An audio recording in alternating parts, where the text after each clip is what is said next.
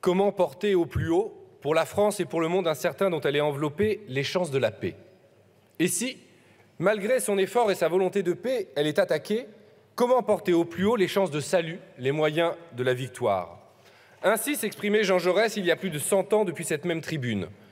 Les termes du débat actuel n'ont pas varié. Plus que de 413 milliards, c'est de notre vision pour la France, c'est de notre ambition pour la place de la France dans le monde dont nous débattons. Comment voulons-nous œuvrer pour la paix et défendre la France?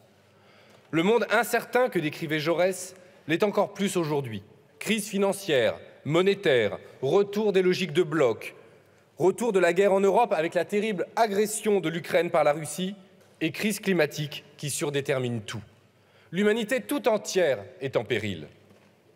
Alors, deux options s'offrent à nous. Accepter la logique de bloc, se résigner à la guerre, ou bien œuvrer pour la paix et l'intérêt général humain. La France, fille de la grande révolution de 1789 et de la Déclaration universelle des droits de l'homme et du citoyen, forte de sa République universaliste, doit se faire le porte-parole de l'intérêt général humain. Qui d'autre le pourrait? La France est une grande puissance. Elle n'est pas une nation occidentale. Elle est présente sur l'ensemble des océans. Sa plus grande frontière terrestre est avec le Brésil. Sa plus grande frontière maritime est avec l'Australie. Notre territoire subira de plein fouet les effets du bouleversement climatique. Face à de tels risques, la France doit œuvrer au sein de l'ONU, qu'il faudra revivifier, pour la création d'une force de réponse aux catastrophes climatiques.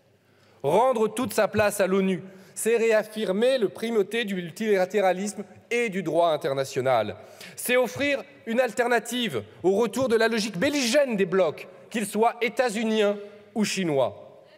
Pour être crédible dans ses choix, la France doit retrouver la voix singulière qu'elle portait dans le concert des nations lorsque le général de Gaulle l'avait fait quitter le commandement intégré de l'OTAN en 1967.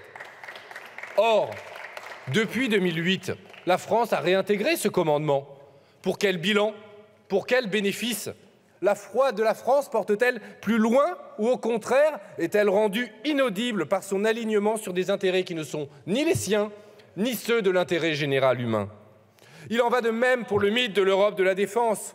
Alors que le président Macron entendait façonner une autonomie stratégique européenne, les traités l'affirment, rien n'est possible hors de l'Alliance atlantique. Cette indépendance retrouvée nous permettrait de proposer à toutes les nations qui le souhaitent, notamment européennes, de nouvelles coopérations.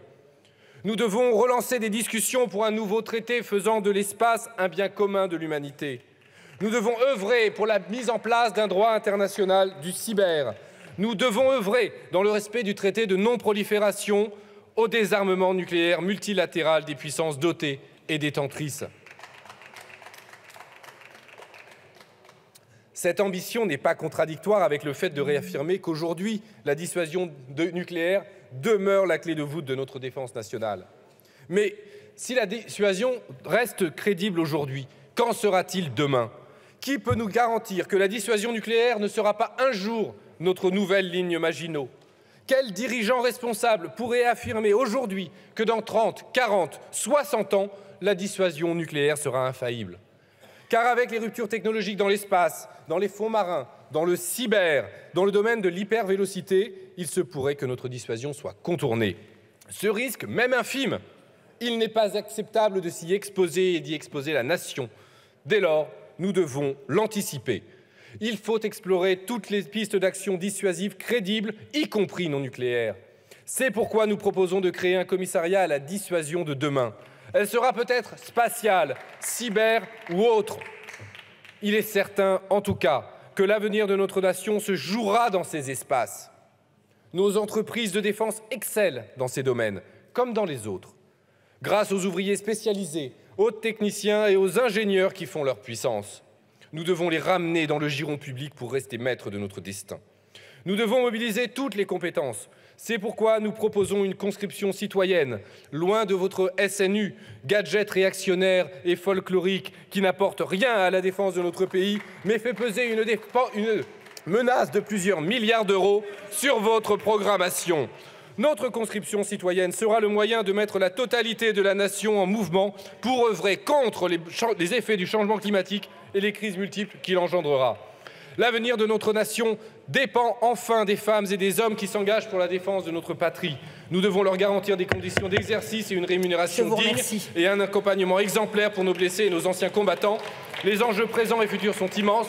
Notre devoir est d'y répondre en donnant aux armes de la France les moyens nécessaires pour la défense de la patrie et la promotion de la paix.